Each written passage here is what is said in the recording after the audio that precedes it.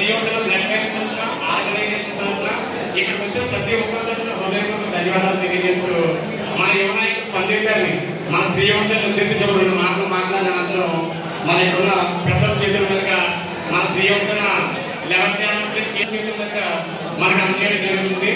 దానికి ముందు మన సందీప్ గారిని మాట్లాడాల్సిందిగా కోరుతున్నాం. ముఖ్యంగా ఈ స్టేజ్ మీద ఉన్న పెద్దలకు కానీ అలాగే స్టేజ్ మీద ఉన్న రక్తదాతలకు కానీ అందరికీ కూడా ఇక్కడికి వచ్చి ఈ కార్యక్రమంలో పాల్గొంటున్నందుకు హృదయపూర్వక శుభాకాంక్షలు తెలియజేస్తూ ఉన్నాను. అయితే ఈ కార్యక్రమం గత కొన్ని సంవత్సరాలుగా జరుగుతూ ఉంది. నాకు తెలిసి సతీష్ పరిచయం అయిన తర్వాత నాన్నగారు ఈ కార్యక్రమానికి రాకపోవడం ఇదే మొదటిసారి అనుకుంటా. ప్రతి సంవత్సరం తప్పకుండా కూడా ఈ కార్యక్రమంలో నాన్నగారు పాల్గొనేవారు. అయితే ఈ సంవత్సరం విజయవాడలో చిన్న కార్యక్రమంలో ఉండడం వల్ల రాలేకపోయారు. అయితే ఇక శ్రీయోజన గురించి 2 ముక్కలు క్లుప్తంగా చెప్పాలంటే, ఇది ఒక మిత్రుడి యొక్క స్నేహభావం మీద ప్రారంభమైన ఒక సంస్థ. అది ఎదిగి ఇవాళ ఒక బ్లడ్ బ్యాంక్లో కూడా గుర్తించుకోవడం చాలా సంతోషకరమైన పరిణామం. అందులో భాగంగా సతీష్ది కూడా చాలా కీలకమైన పాత్ర. ఒక హంబుల్ బ్యాక్గ్రౌండ్ నుంచి వచ్చి ఎంత పెద్ద సంస్థని స్థాపించడం అంటే అది అంత సులువైన విషయం కాదు. ఇప్పుడు సపోజ్ ఫర్ ఎగ్జాంపుల్ ఒక పొలిటీషియన్ ఉన్నాడంటే ఆ పొలిటీషియన్ మళ్ళీ అందులో కొత్త అందులో అవగాహన ఉంది. ఆ ఫీల్డ్లో ఒక వ్యాపారం చేసుకునే వాళ్ళని వాళ్ళ అబ్బాయి అందులో ఏదో అవగాహన ఉంది. కానీ అసలు టోటలీ డిఫరెంట్ బ్యాక్గ్రౌండ్ నుంచి వచ్చి ఇంత భారీ ఎత్తున ఇన్ని కార్యక్రమాలు చేస్తూ ఇప్పుడు ఒక బ్రాండ్ తయారు చేశాడు సతీష్. వ్యవసాయాలు సేవా కార్యక్రమాలు చేయాలనేది ఒక బ్రాండ్ కింద తయారు చేశారు. ఎంతో మంది నాకు తెలిసిన వాళ్ళు ఆ తర్వాత రకరకాల బ్లడ్ బ్యాంకులు పెట్టడం కానీ వ్యవసాయ ఇలాంటి ఫౌండేషన్లు పెట్టడం కానీ చేయడం జరిగింది. సో దీనికి సతీష్కి అయితే ప్రత్యేక అభినందనలు తెలియజేస్తాను. ఎలాగైతే కొన్ని సంవత్సరాలుగా అందరూ సపోర్ట్ చేశారో అలాగే కేంద్రంగా సతీష్ కానీ వ్యవసాయం కానీ బ్లడ్ బ్యాంకులు కానీ అందరూ సపోర్ట్ చేస్తారని కోరుకుంటూ సేవ చేస్తారు.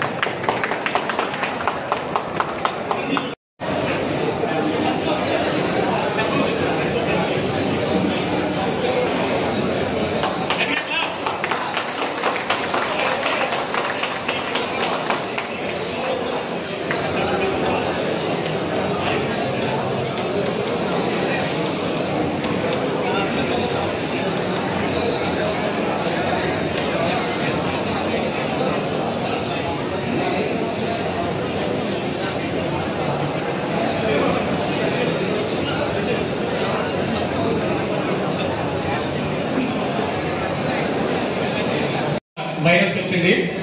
అయితే 2020 సంవత్సరం మన శ్రీయోజన ద్వారా చాలా నిర్వేదన కుటుంబాలకి కిరాణా వస్తువులు అందజేశాం. అయితే కోవిడ్ ఫస్ట్ వేవ్ అయిపోయింది, కోవిడ్ సెకండ్ వేవ్ వచ్చింది. కోవిడ్ ఫస్ట్ వేవ్కి కోవిడ్ సెకండ్ వేవ్కి చాలా తేడా ఉంది. లాక్డౌన్ పెరుగుతూ తక్కువ ప్రాణాలు వయసులో 10 రోజుల గ్యాప్లోనే ఆక్సిజన్ లెవెల్స్ తగ్గి చనిపోవడం జరిగింది. అయితే ఫ్రెండ్స్ అందరూ ఫోన్ చేశారు, ఫస్ట్ ఇయర్ ఇలా చేసాం, Covid first wave second year ఏం చేద్దాం అందరూ ఫోన్ చేస్తున్నారు. అప్పుడు నేను అందరూ ఒక 16 రోజులు కాకినాడ ప్రైవేట్ హాస్పిటల్లో చికిత్స పొంది ఆవిడకి కూడా ఆక్సిజన్ లెవెల్ తగ్గింది. నేను ఆ రోజు కనుక పిల్లలను పట్టుకుని భర్త శవం దగ్గర ఏడ్చిన చాలా మంది మహిళలను చూసాం. అయితే ఆ రోజుల్లో సెకండ్ వేవ్ మేము సర్వీస్ చేయడానికి కూడా భయపడ్డాం. ఎందుకంటే మన కుటుంబాలకు ఉంది మనకేదైనా మన కోసం వచ్చిన ఫ్రెండ్కి ఏదైనా అది మనం జీవితంలో మర్చిపోలేమని ఎవరికి ఆగుదాం. కోవిడ్ ఫస్ట్ వేవ్కి సెకండ్ వేవ్కి చాలా తేడా ఉంది. సర్వీస్ ఆర్గనైజేషన్ సంఖ్య పెరిగాయి, సేవ చేసే వాళ్ళ సంఖ్య పెరిగింది. ప్రస్తుతం కిరాణా కానీ ఫుడ్ కానీ కూరగాయలు కానీ ఎక్కడా లోటు లేదు. ఎవరితో సహాయ కార్యక్రమాలు చేస్తున్నాం. కానీ నేను ఇలా హాస్పిటల్కి వెళ్ళినప్పుడు నేను చూసిన విషయాలు ఏంటంటే ఇవి కొన్నాళ్ళు ఆగి కోవిడ్ సెకండ్ వేవ్ తగ్గిన తర్వాత మనం ప్రభుత్వ సహాయంతో చిన్నపిల్లల నుండి భర్తను కోల్పోయిన కుటుంబ వివరాలు సేకరించి ఆ కుటుంబానికి సహాయం చేద్దామని అనుకుంటే కాకినాడ ప్రభుత్వ ఆసుపత్రిలో చిన్నపిల్లల నుండి చంద్రపూడి రవాణా గారు తెలుగుదేశం నాయకులు కూడా వేదిక మీద రావాలి అందరూ వివరాలు తెలుసుకుంటాం. నొన్న దొరబాబు గారిని కూడా వేదిక మీద 67 కుటుంబాల దగ్గరికి మేము వెళ్ళాం.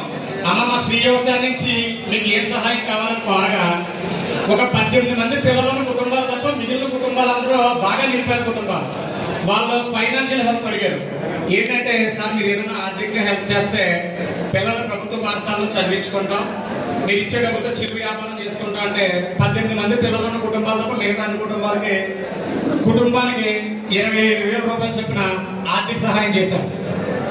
మిగిలిన 18 కుటుంబాల పిల్లలు కూడా సార్ నేను తండ్రి బ్రతకుండగా వీళ్ళు మంచి పాఠశాలలో చదువుకున్నారు, మేము హౌస్ వైఫ్, ఫాదర్ అనుకోకుండా మృత్యు చెందడం వల్ల పిల్లల భవిష్యత్తు మాకు దారి ఏంటో తెలియలేదు. ఇప్పటి వరకు ఇక్కడ చదువు ఇప్పుడు ప్రభుత్వ పాఠశాలలో వేస్తే వాళ్ళు అక్కడ చదవలేదు, మాకేం అర్థం అవ్వట్లేదు, వాళ్ళకి విద్య పరంగా హెల్ప్ చేయండి. నేను వాళ్ళకి మాట ఇవ్వలేదు, ఎందుకంటే 5,000 కదా 50,000 కదా లక్ష రూపాయలు ఇస్తే అక్కడ కలెక్ట్ చేస్తే ఎవరికి దాచుతారు అయిపోతుంది. ఎడ్యుకేషన్ బాధ్యత తీసుకుంటే వాళ్ళు చదువుకున్నందుకు ఎంతో కొంత తోడుగా ఉండాలి.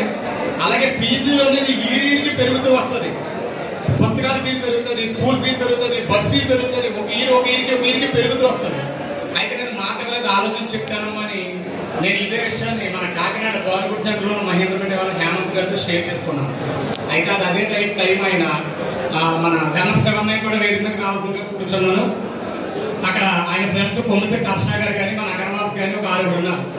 వాళ్ళతో మన సతీష్ ఇలా చెప్పాడు 18 మంది పిల్లలు ఉన్నారంట, వాళ్ళ చదువుకు సహాయం కావాలంట అనగానే అక్కడికక్కడే 6 నిర్ణయం.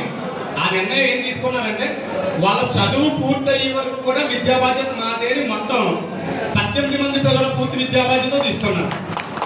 అలాగే వాళ్ళకి మీటింగ్ పెట్టాం, 18 మంది పిల్లలు తీసుకున్న తల్లులు వచ్చారు. గవర్నమెంట్ మహేంద్రపేట వాళ్ళు 11 పెట్టాం. ఆ మీటింగ్ పెట్టినప్పుడు చదివించే దాదాపు 6 వచ్చారు. అయితే ఈ విషయం సోషల్ మీడియా ద్వారా BBC లాంటి పెద్ద పెద్ద న్యూస్ ఛానల్స్ లో కూడా వచ్చి కోవిడ్ కానీ రోడ్ యాక్సిడెంట్ కానీ అనారోగ్యంతో తండ్రిని కోల్పోయి చిన్నపిల్లలు ఉన్న తల్లులు పిల్లలు తీసుకుని బ్లడ్ బ్యాంక్ రావడం మొదలుపెట్టారు. అయితే అన్నయ్యాలు తీసుకుని 18 మంది పిల్లలు సరిపోయారు. అయితే నేను ఇదే విషయాన్ని మన సోషల్ మీడియా ద్వారా మన శ్రీయోజన చుట్టుప్రక్కల ఉన్న పెద్దలకు కానీ ఆర్థికంగా బలమైన వ్యక్తులకు కానీ వ్యాపారస్తులకు కానీ తెలియజేయక ఒక్కొక్కరు వారి స్థాయిని బట్టి ఒక పిల్లని ఒక 2 పిల్లలని చెప్పిన ఈ రోజు అది 63 మంది పిల్లలకు చేరింది. 63 మంది కూడా తండ్రిని కోల్పోయిన పిల్లలే, 4 అయితే తల్లి తండ్రి ఇద్దరిని కోల్పోయిన పిల్లలు. ఆ పిల్లలకి మన శ్రీయోజన ద్వారా సహాయం అందిస్తున్న వాళ్ళని చదివిస్తున్నాం అంటే కేవలం మన శ్రీయోజన ప్రోత్సహించే దాతల సహకారం వల్లే. ఈ రోజు మన శ్రీయోజన పెట్టి 11 సంవత్సరాలు పూర్తి చేసామంటే ఇక్కడ ఉన్న ఇక్కడ లేని ప్రతి ఒక్కరు కులాలకి మతాలకి ప్రాంతాలకి అతీతంగా మన శ్రీయోజన ప్రోత్సహించంటే ఎవరి సహాయం, ఆర్థిక సహాయం చేసేవాళ్ళు ఆర్థిక సహాయం, లేదా బ్లడ్ ఇచ్చేవాళ్ళు బ్లడ్ సహాయం, లేదా వచ్చి పంపని చేయడం వర్క్ సహాయం, ఎవరి వద్ద వాళ్ళు అందరూ కలిసి సమిష్టి కృషిగా సపోర్ట్ చేయడం వల్లే ఈ రోజు శ్రీయోజన అనేది 11 సంవత్సరాలు పెట్టి విజయవంతంగా సక్సెస్ అవుతుంది. ఈ రోజు చెక్ ఏంటంటే వాళ్ళు తీసుకున్న 18 మంది పిల్లల విద్యా బాధ్యత నిమిత్తం వాళ్ళ ఆఖరికి కూడా 8,06,661 అంటే ఒక మనిషికి కూడా 1,41,000 చిల్లర పడింది. 6 కూడా శ్రీయోజన అకౌంట్ కి ఈ రోజు చెక్ రూపంలో మన స్టేజ్ మీద ఉన్న పెద్దల సహాయంతో అందజేస్తున్నారు. మేము ముగించేస్తాను ఒక విషయం చెప్పి, సోషల్ మీడియాలో కానీ ఎవరైనా శ్రీయోజన గురించి పోస్ట్ పెట్టగానే కింద చాలా మంది కామెంట్స్ పెడుతున్నారు.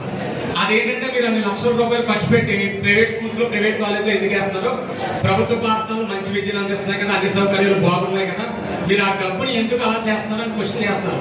వాళ్ళందరికీ కూడా మీ అందరి ద్వారా అంటే మీరు కూడా ఎవరికైనా చెప్తారని మీ అందరికీ తెలియజేస్తున్న విషయం ఏంటంటే వాళ్ళు అంటే LKG నుంచో ప్రైమరీ క్లాస్ నుంచో మనం తీసుకెళ్లి వేయట్లా, ఒక 4th, 5th, 6th పూర్తయిన తర్వాత వాళ్ళ ఫాదర్ అనుకోని కారణంగా ఒక రోడ్డు ప్రమాదంలో, ఒక వైరస్ కారణంగానో, ఒక అనారోగ్య కారణంగా చనిపోయారు. ఆ పిల్లల్ని సడన్ గా తీసుకెళ్లి మనం ప్రభుత్వ పాఠశాలలో ప్రభుత్వ కాలేజీలో వేస్తే వాళ్ళ చదువుకి ఇబ్బంది అవుతుంది. ప్లస్ వాళ్ళ తండ్రిని కోల్పోయిన పిల్లలు, వాళ్ళ తల్లులు భర్తను కోల్పోయిన భార్యలు, వారి నోరు తెరిచి అడిగిన కార్యక్రమం అది దాతలు ఇష్టంతో చేస్తున్న కార్యక్రమం కావున కేవలం దాతలు ఇష్టంతో చేస్తారు కాబట్టి చేసే దాతలకు మాత్రమే దాని మీద హక్కు ఉంటుంది. ఇంకెవ్వరికి కూడా దాన్ని ప్రశ్నించే హక్కు కానీ దాన్ని విమర్శించే హక్కు కానీ ఈ ప్రపంచంలో ఎవరికి కూడా ఉండదు. ఎందుకంటే దాత కష్టపడి నా పిల్లల్ని నేను చదివించుకోవడమే కాదు, ఇలా కష్టంలో ఉన్న కుటుంబానికి కూడా సహాయం చేయాలని చేస్తారు. కావున ఇక్కడ లేని న్యూజిలాండ్ లో ప్రతాప్ చంద్రలో ఒక 5 పిల్లలు చదివిస్తారు.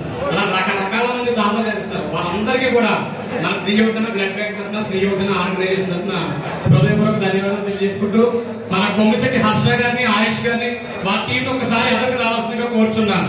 ఈ చెక్ని అందజేసుకుంటాం. శివగణేష్ నువ్వు కూడా వేదిక మీదకి రామ్మా. GSL గారు మీరు కూడా ఒకసారి వేదిక మీదకి రావాలి సార్. హర్షన్నయ్య